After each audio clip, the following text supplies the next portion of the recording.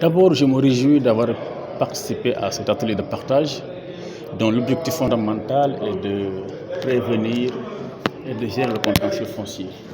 Et la DESCOS, comme vous connaissez cette structure, dans le cadre de ses missions, a une mission préventive et une mission curative. Et dans la mission préventive, nous avons un rôle important à jouer dans le pays à travers notre structure, mais également à travers nos brigades zonales de surveillance qui sont disséminées à travers le territoire national. Quand on parle de conflit foncier, tout de suite on pense à la DESCOS. Parce que simplement, les usagers, quand ils sont confrontés à des problèmes de ce genre, viennent soumettre leurs doléances à nos différentes structures.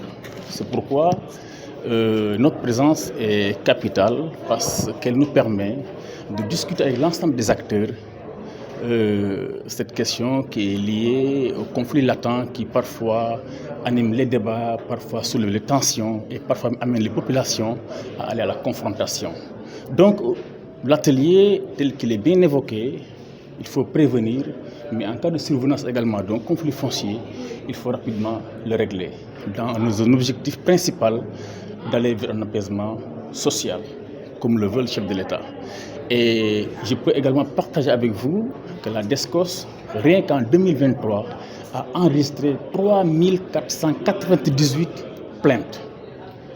Et ces plaintes sont d'ordre varié.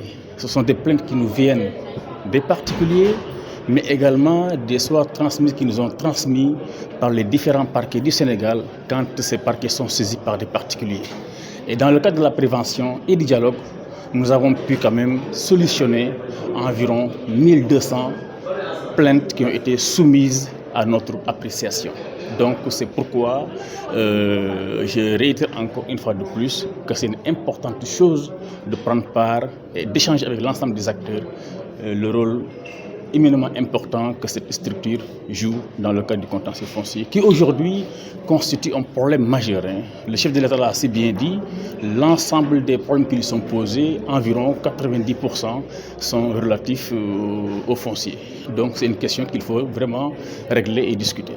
On a beaucoup évoqué la question de la prévention. C'est vrai que quand on parle de la DESCOS, les gens, on est un peu apeuré par rapport à l'action, surtout dans le cadre de la répression. Mais est-ce que vous êtes toujours dans cette dynamique de la prévention que les autres acteurs? Oui, c'est ce que je voulais dire. Parce que vous savez, quand la DESCOS est saisie d'une plainte pour un conflit foncier, ce qu'on fait d'abord, c'est d'appeler les parties. D'abord, voir chaque partie de quel genre de documents elle dispose. Mais au-delà de cela également, nous faisons des patrouilles régulières que vous voyez souvent à travers les sorties que nous faisons. Et il ne manque pas de constater qu'on écrive parfois, qu'on inscrive parfois sur des chantiers arrêt DESCOS. Tout cela vise à alerter et à dire aux citoyens, mais attention, ce que vous êtes en train de faire est répréhensible, il faut arrêter. Et encore mieux, vous avez constaté que récemment, je me suis rendu à Houston, à Memphis et à New York dans le cadre du roadshow que des promoteurs ont initié. J'étais là-bas simplement pour parler à la diaspora, leur faire comprendre que certes, le Sénégal a des promoteurs qui restent toujours, qui constituent une confiance, mais le contrôle n'explique pas la confiance, mais le contrôle renforce la confiance. C'est pourquoi je me présente dans ces salons pour voir les produits qui sont présentés à nos citoyens.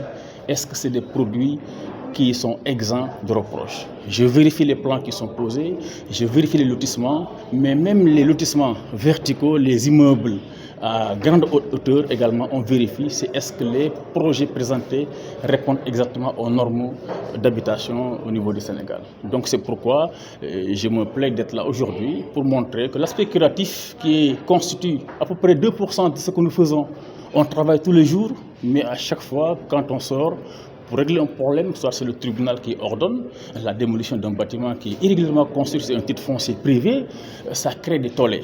Il faut que les gens comprennent qu'aujourd'hui, on ne peut pas se lever et construire de manière délibérée sans en avoir la documentation nécessaire, sans disposer d'un titre de propriété.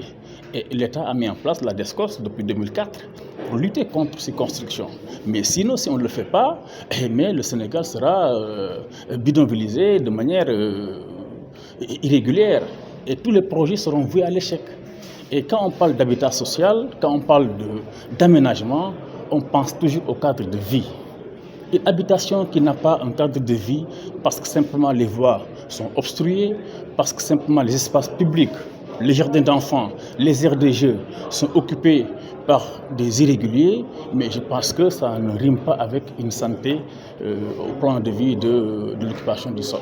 C'est pourquoi on se bat. On est sur une démarche maintenant de mettre en place une brigade dans chaque région du territoire du Sénégal. Les moyens ne sont pas tout à fait réunis, mais on s'est organisé de sorte que dans chaque zone, qu'on puisse regrouper 3 régions, 2 à 3 régions en une zone et mettre une brigade en place qui sillonne toutes ces régions-là. C'est pourquoi vous avez vu que la brigade zonale de Tambacounda a été dernièrement mise en place. On est en train de nous projeter vers Ziguinchor pour regrouper Sédhiou, Kolda et Ziguinchor dans un même pôle de surveillance afin de répondre à une équité territoriale bien nette comme le veulent les politiques publiques.